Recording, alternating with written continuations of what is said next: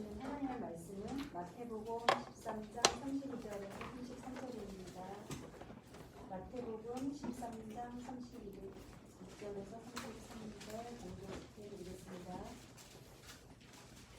또 비유를 들어 이르시되 천국은 마치 사람이 자기 밭에 갖다 심은 겨자씨 하나 같으니 이는 모든 씨보다 작은 것이로되 자란 후에는 흙들보다 커서 나무가 되매 공중의 새들이 와서 그 가지에 깃들이느니라. 또 비유로 말씀하시되 천국은 마치 여자가 가루 서말 속에 갖다 넣어 전부 부풀게 한 누룩과 같으니라. 아멘.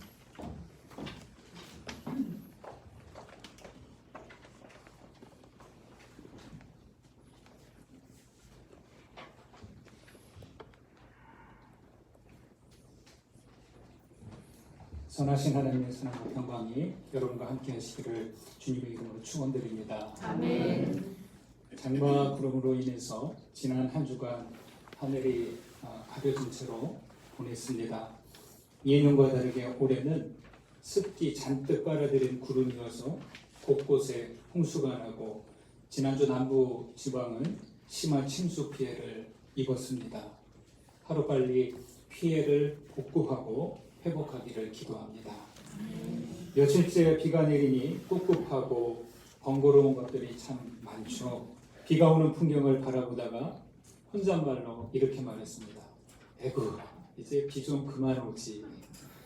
이렇게 말하고 나니 마음속 한켠에선 사람이 너무 이중적이네, 이런 또 음성이 들리는 듯 했습니다. 왜냐하면 맑은 날씨에 햇빛이 뜨거우면 구름으로 좀 해를 가려주었으면, 소나기가 좀 시원하게 내렸으면 하다가 이렇게 며칠 비가 내리면 아휴 이제 그만 좀 왔으면 하기 때문이죠.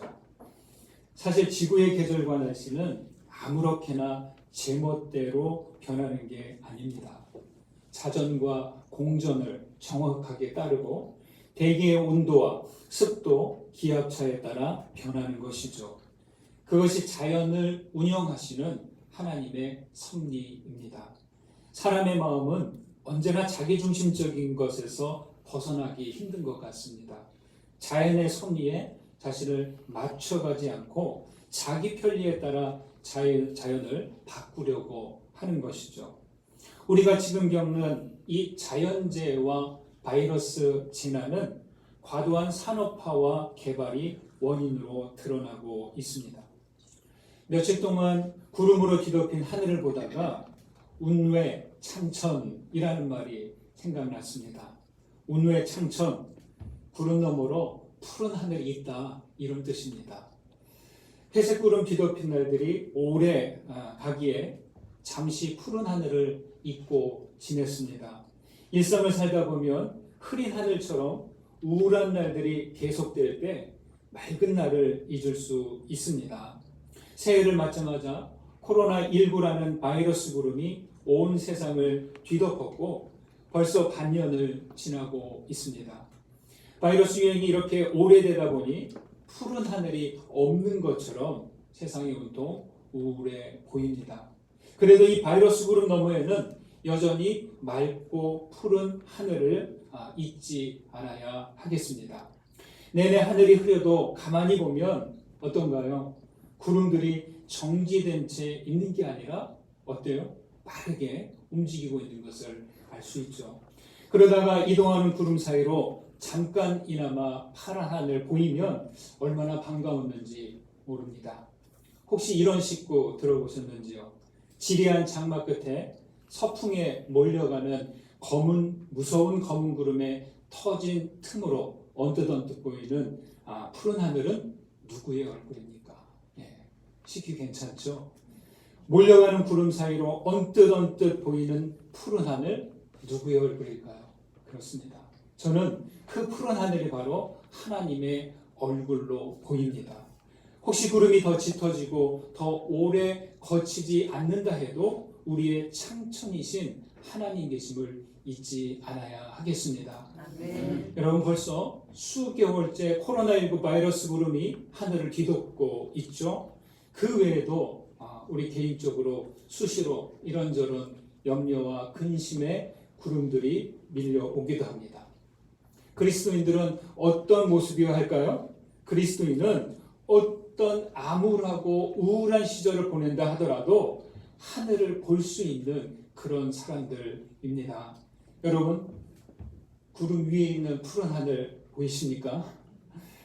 우리의 영원한 하늘이신 하나님을 기억하고 하나님을 바라보며 날마다 믿음의 발걸음 나아가시기를 간절히 소망합니다. 아멘. 성경에는요, 이 하늘이 수없이 많이 나옵니다. 검색해 보니까요, 한글 개역 개정 성경에는 하늘이라는 단어가 570회나 나옵니다. 또 마태복음은 다른 복음서보다 유독 이 하늘에 대해서 많이 이야기했습니다. 보통 땅은 세속을 상징하고 하늘은 거룩을 상징하는 말로 사용하죠. 그렇기에 땅에 속한 나라보다 하늘에 속한 나라를 이야기하고 하나님 나라를 하늘나라, 천국 이렇게 부릅니다. 다른 복음서는 하나님의 나라로 말하는데 어째서 마태복음에서는 하늘나라 이렇게 한 것일까요? 그것은요, 이 마태복음을 처음 읽는 사람들이 바로 유대인들이었기 때문입니다. 유대인들은요, 어미하신 하나님을 부르는 호칭을 잘 발음하지 않았어요. 그래서 하나님보다는 대체할 만한 단어 찾다 보니까 하늘을 붙인 거죠. 이것은 복음서가 자칫 유대인들에게 거부감을 주지 않기 위한 배려였죠. 우리말로 이 하늘나라를 번역하면서 하늘나라 이렇게 말하기보다 한자로 천국이라고 바꾼 것이죠. 여러분, 천국 하면 어떤 느낌이 드세요? 좀 가깝게 느껴져요? 좀 멀게 체감이 되신지요? 천국을 이야기할 땐 좀 멀게 체감되고 현실과 좀 동떨어진 것으로 느껴집니다. 그래서 보통 천국이라고 하면 악하게 사는 사람은 지옥 가고 착하게 살면 천국 간다 이렇게 말하고 있습니다.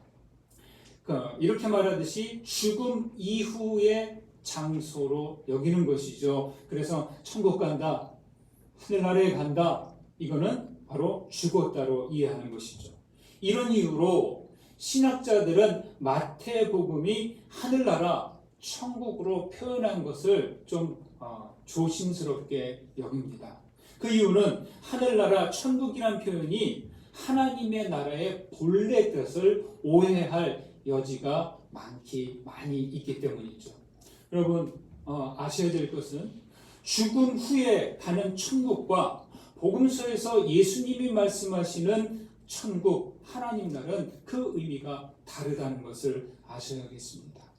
여러분, 천국을 죽음 이후에 가는 것으로만 생각하면 우리의 현실은 천국이 될 수 없다는 것이죠. 누가복음 17장에 어느 날 바리새인들이 예수님께 와서 이렇게 묻습니다. 하나님의 나라가 어느 때에 임합니까? 예수님께서 이렇게 말씀하십니다. 천국은 여기 있다 저기 있다고 못한다. 하나님의 나라는 너희 안에 있다. 이렇게 대답하셨죠. 오늘날 사람들도 이런 식으로 많이 묻지 않습니까? 여러분, 우리 그리스도인들로서 지내다 보면 비그리스도인들이 천국이 어디 있어? 언제부터 천국이 되는 거야? 이런 식으로 묻지 않습니까? 이렇게 하나님의 나라를 묻는 사람들은 언제, 어디서를 묻습니다. 하지만 하나님의 나라는요, 지정된 시간과 장소에 임하는 게 아닙니다. 하나님의 나라는 언제나 어디서나 오십니다. 여러분, 그래서 우리는 천국의 삶을 미루면 안 될 것입니다. 죽음 이후 하나님과 함께하는 내세도 물론 천국입니다. 그러나 저는 그리스도인들이 천국을 나중이 아닌 지금부터 천국을 살아가야 한다. 저는 이렇게 생각합니다. 사람들은 천국을 간다라고 하는데 여러분, 예수님은 천국을 간다고 말씀하지 않으셨어요. 천국은 가는 것이 아니라 오는 것이라고 분명히 마태복음 4장 17절 그리고 마가복음, 누가복음에서도 말씀하셨습니다. 기차를 타시려면 어디로 가셔서 타셔야 돼요? 기차역에 가셔야 되죠. 고속버스 타시려면 어디 가서 타셔야 돼요? 고속버스 터미널 가셔야 됩니다. 그와 달리 택시를 타려고 하면 어떻게 하세요? 요즘 편리해져서 여기 어디에 있는데 택시 좀 보내주세요 하면 택시가 어떻게 합니까? 내가 어디에 있는데 거기까지 오세요. 그러나요? 안 그렇습니다. 내가 있는 곳, 내가 원하는 시간에 택시가 와서 딱 대기하고 있습니다. 천국은요, 언제 어딘가에 가야 시작이 아니라 여기서부터 시작입니다. 죽음 이후가 아니라 지금 여기서부터 천국을 살면 됩니다. 예수님께서 그 천국을 임하게 하셨어요. 엄밀히 말하면 이 땅의 삶이 천국임을 깨우쳐 주신 겁니다. 평생 인도 선교사로 헌신한 미 감리교 스탠리 존스 목사님은 이렇게 말했습니다. 나는 천국에 이르기 위해 애쓰지 않는다. 나는 지금 천국의 본향에 있는 까닭이다. 나는 상급을 바라지도 않는다. 나는 지금 상급을 소유하고 있기 때문이다. 그리스도야말로 나의 상급이다. 저는 동의합니다. 그렇습니다. 우리는 그리스도와 함께 천국 살기를 시작하면 됩니다. 복음 진리를 따라 회개와 용서로 살고, 절망에서 희망으로 나아가고, 어둠에서 빛으로 나아가는 겁니다. 먹구름이 덮여 있어도 그 위에 운의 창천 있음을 안다면 우리는 천국을 사는 것이죠. 서로 용납하고 이해하고 배려하고 사랑으로 살면 그게 바로 천국입니다. 예수 그리스도와 함께 한다면 천국을 사는 것이죠. 지금 천국을 살아가시는 우리 모두 되시기를 소망합니다. 아멘. 예수님은 천국에 대한 이야기를 다양한 비유로 말씀하셨죠. 여기 마태복음 13장 뒤에서는 천국을 다양하게 말합니다. 씨를 뿌리는 사람과 같다. 밭에 감 주인 보아와 같다. 좋은 진주를 구하는 상인과 같다. 바다에서 물고기를 모으는 그물과 같다. 이렇게 말이죠. 천국에 대한 비유가 비슷한 듯해도 여러분 잘 보셔야 됩니다. 강조하는 그 위치가 조금씩 다 다릅니다. 오늘 말씀에서는 두 가지 겨자씨와 누룩을 비유해서 가르쳐 주십니다. 단 3절뿐이지만 이 각 절마다 그 사이에 압축된 이야기가 많아서 조금 설명을 드리고자 합니다. 먼저 겨자씨에 대한 비유입니다. 31절과 32절을 다시 한번 읽어보겠습니다. 읽습니다.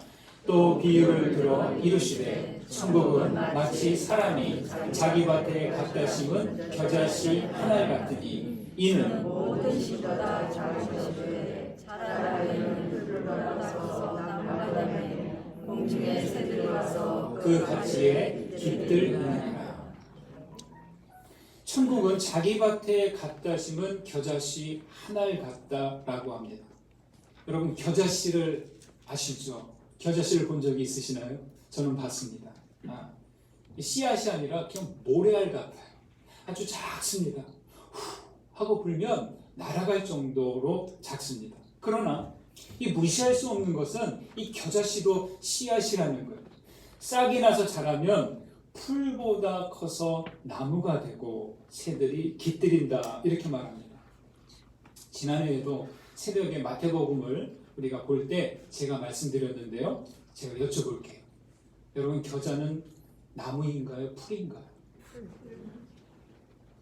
그래요? 여기 나무라고 하시는데요. 예, 작년에 말씀드려서 잘 알고 계시는군요. 겨자는 나무가 아니라 풀입니다. 혹시 지금까지 겨자를 나무라고 생각하셨다면 예수님 이야기에 낚이신 거예요. 예수님이 좀 몰라서 그렇게 말씀하신 걸까요? 어째서 예수님은 풀을 나무라고 말씀하신 것일까요?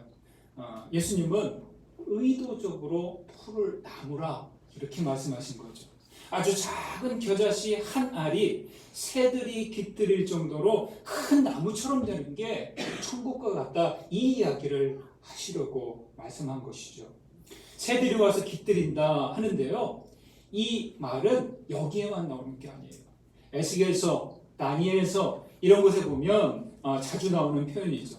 여기서 새들이 깃드는 곳은 어떤 곳이냐? 에스겔서 다니엘서에는 레바논의 백향목 같은 데에 새들이 깃들인다, 이런 식으로 말씀합니다. 여러분, 새들이 와서 깃들일 만한 수준이 되려면 풀이 아니라 나무여야 되죠. 당연합니다. 세상의 생각이 그렇습니다. 나라로 비유한다면 아수르나 바벨론처럼, 페르시아나 헬라 제국처럼, 그리고 여기 복음서 시대의 로마 제국처럼 커다란 백향목 정도는 되어야 합니다. 그런데 예수님은 일부러 하늘나라, 하나님의 나라는 백향목이 아니다, 겨자풀이라고 하십니다. 반전입니다. 세상의 통념을 뒤집으시는 거예요. 여러분, 여기 나온 겨자는요, 매운맛을 위해 재배하는 그런 겨자 아닙니다. 겨자풀은요, 번식력이 엄청나게 강한 야생초예요. 한번 밭에 생기면 다른 작물이 자라지 못하게 합니다. 완전히 뒤덮여버리는 거죠. 겨자풀은 그래서 없애버려야 할 풀이지 일부러 가져다 심은 풀은 아니라는 것이죠. 따라서 어떤 농부가 자기 밭에 겨자씨를 가져다가 심었다? 그건 제정신이 아닌 농부입니다. 주님께서 천국을 겨자씨 하나가 같다라고 하신 진짜 이유가 바로 이것입니다. 그것은 겨자풀의 번식력 때문입니다. 한번 퍼지면 감당할 수 없을 정도로 퍼져나가는 거죠. 복음은 그 자체로 생명력이 있어서 복음 씨앗 하나만 떨어져도 세상을 온통 뒤덮여버리는 그런 능력이 있다는 이야기입니다. 여러분, 예수님이 가르치신 천국, 하나님의 나라는 이렇게 겨자풀처럼 톡 쏘는 거예요. 온통 뒤덮는 거예요. 그 속에 깃들이고 스며드는 방식이 하나님 나라 천국의 방식이라는 것이죠. 겨자씨에 이어서 예수님은 누룩을 비유로 말씀하십니다. 33절 보실까요? 같이 읽습니다. 또 비유로 말씀하시되 천국은 마치 여자가 가루 서말 속에 갖다 넣어 전부 부풀게 한 누룩과 같으니라. 여러분 아실지 모르겠지만 성경에서 누룩은 주로 어떤 때 나옵니까? 성경은 이 누룩은 긍정적인 상황보다 좀 부정적인 표현을 할 때 많이 씁니다. 예수님이 말씀하셨죠. 바리새인과 사두개인들의 누룩을 주의하라. 이게 좋게 쓰신 거예요? 나쁘게 쓰신 거예요? 나쁘게 쓰신 거죠. 바리새인과 사두개인들의 가르침을 조심하라는 것입니다. 그리고 바울 사도는 고린도전서에서 묵은 누룩을 내버리라. 누룩이 없이 오직 순전함과 진실함의 떡으로 하자, 이렇게 말했죠. 여기서 말하는 누룩은 음행을 경고하는 용도입니다. 출애굽기에서는 무계절에 누룩을 넣은 빵을 금지시켰어요. 대신 누룩을 넣지 않은 빵, 딱딱한 빵만 먹게 했습니다. 이 출애굽기에서 금지한 누룩은 뭐예요? 종교적인 정결을 위해서 금지시킨 것입니다. 유대인들은요, 그래서 누룩하면 일단 나쁜 이미지, 부정적인 인상입니다. 안 좋은 이미지를 갖고 있었어요. 여러분, 이렇게 누룩에 대해 나쁜 이미지를 가지고 있는데 어째서 예수님은 천국 가르침을 전하실 때 이 누룩을 이야기하신 것일까요? 적절한 표현일까요? 아마도 유대인들은 예수님이 천국 이야기를 할 때 누룩 이야기를 하니까 크게 놀랐을 것입니다.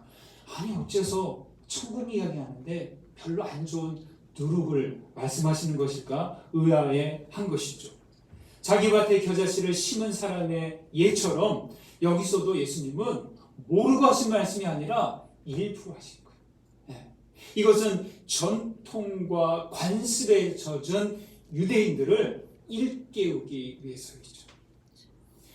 그런데요, 이 다음에 더 자극할 만한 부분이 있습니다. 뭐냐면 누룩을 가져다가 넣은 사람입니다. 누가 누룩을 가져다가 가루 속에 넣었어요? 누가 넣었어요? 남자가? 아니요, 여자가. 한 여인이. 당시 문화에서 여성은 좋은 위치가 아니었습니다. 철저하게 가부장적이고 남성 중심 사회였죠. 아버지나 남편이 여인의 운명을 결정했어요. 참 안타깝고 또 참 아쉬운 그런 상황입니다.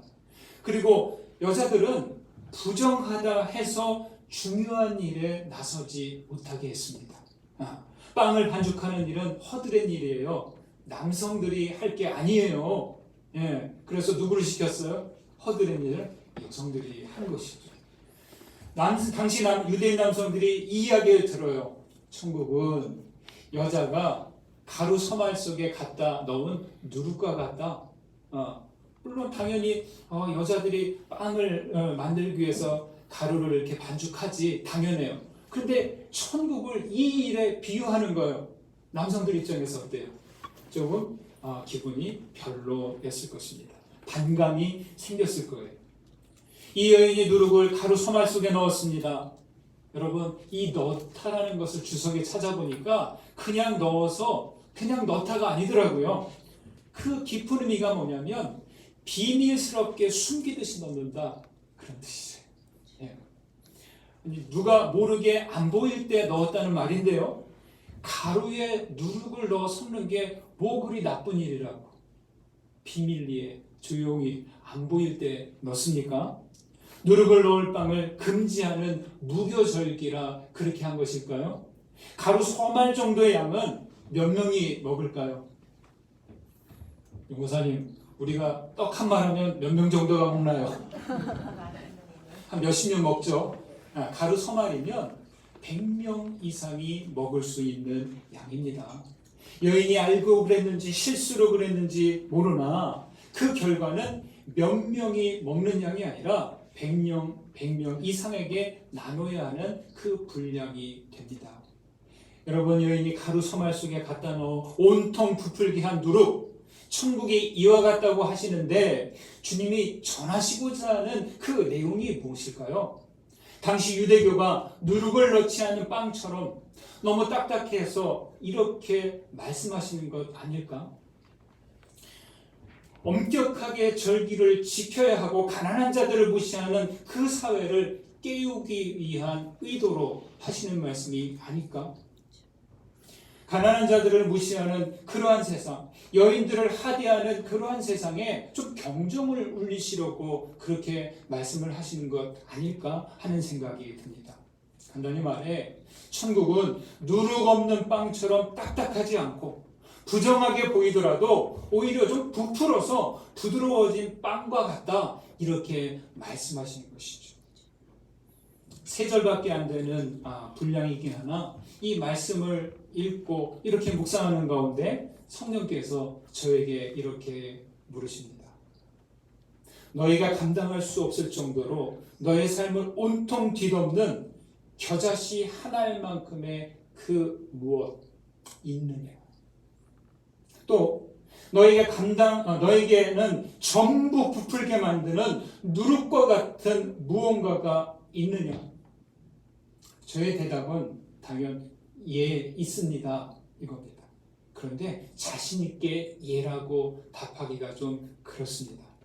이렇게 대답하고 나니까 부끄럽습니다. 왜냐하면 그 무언가는 아직 제 삶을 뒤덮지 않고 있기 때문에, 그 무언가는 아직 저를 부풀게 하지 않았기 때문입니다. 여러분, 그 무언가가 뭐예요? 예수 그리스도시죠. 예수께서 우리에게 넣어주신 복음인 거예요. 이미 내 안에 우리 삶에 예수 그리스도 계신데 주님께서 넣어주신 복음이 있는데 어째서 우리는 부풀지 않은 상태로 아직 그 은혜가 그 생명의 그 씨앗이 뒤덮인 상태로 있지 않은 것인가, 이렇게 생각이 됩니다. 여러분은 어떠신가요? 이 비유를 통해 예수님은 우리 모두에게 물으십니다.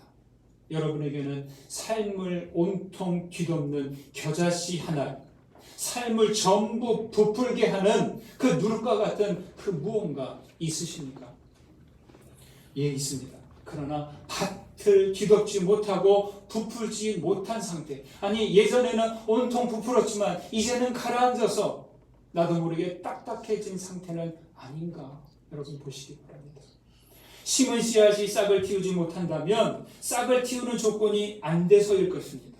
누룩이 들어갔는데도 부풀지 않았다면 가루가 반응하지 않아서일 것입니다.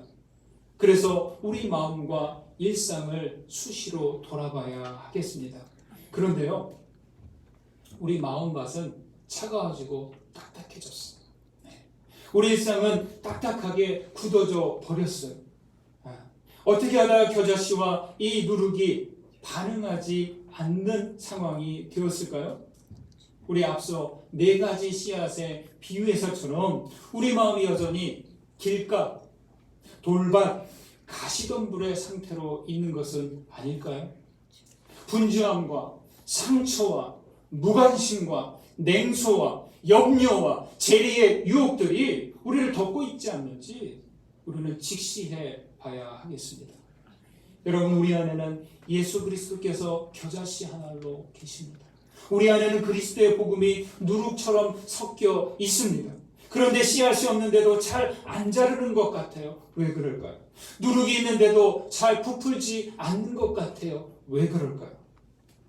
화학 비료를 많이 사용하면 토질이 산성화된다고 하는데, 저는 우리 마음밭이 일상의 분주함이라든지 세상의 때로 인해서 산성화된 게 아닌가 그렇게 여겨집니다. 가루가 오래되면 반죽도 잘 안 뭉쳐지고 잘 부풀지 않는다고 하는데, 우리 교회들이 그렇게 묵은 가루가 된 것 아닌가 여겨집니다. 어떻게 하면 좋을까요? 좋은 밭이 되려면 쟁기질이 필수라고 하죠. 그렇듯이 우리 마음밭의 힘을 크게 하기 위해서도 끊임없는 쟁기질이 필요합니다. 누가 대신해 줄 수 없어요. 내가 내 삶의 밭, 내 마음의 밭, 성령께서 진리의 말씀으로 우리의 마음밭을 쟁기질할 수 있도록 우리 늘 주님께 내어드릴 수 있어야 하겠습니다. 쟁기질하지 않는 밭 황폐하게 변합니다. 그런 밭에는 종자를 심어도 수확을 기대할 수 없겠죠. 매년 쟁기로 기경하여 흙 상태를 싱싱하게 만들어줘야 하는 것이죠. 사랑하는 여러분, 더 힘을 내셔서 진리의 쟁기로 우리 마음밭을 기경해 가시기 바랍니다. 아멘. 기도와 사랑의 교제를 통해서 굳어진 관계를 부드럽게 해야 하는 것이죠.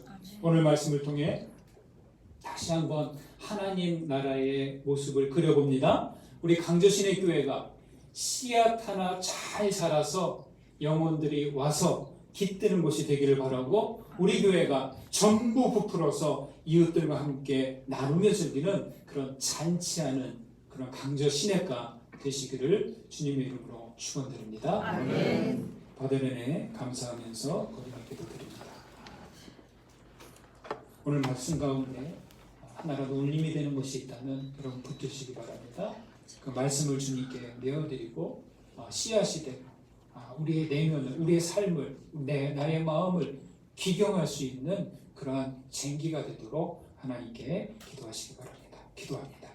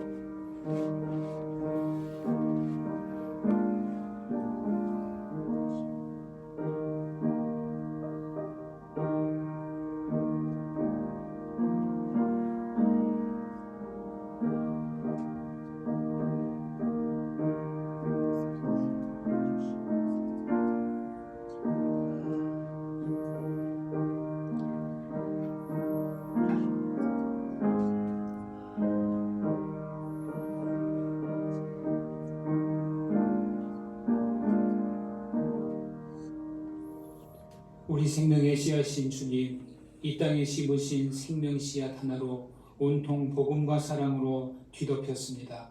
교회 공동체에 몰래 넣으신 복음 한 줌으로 온통 부풀어 구원의 잔치를 열고 있습니다. 주님, 강저신의 교회를 세우셨으니 우리 교회가 지친 영혼들 깃드는 곳이 된다면 좋겠습니다. 우리 교회가 이웃들과 나누며 기쁨으로 잔치하도록 주님 인도해 주옵소서. 아멘. 예수 그리스도의 이름으로 기도드립니다. 아멘.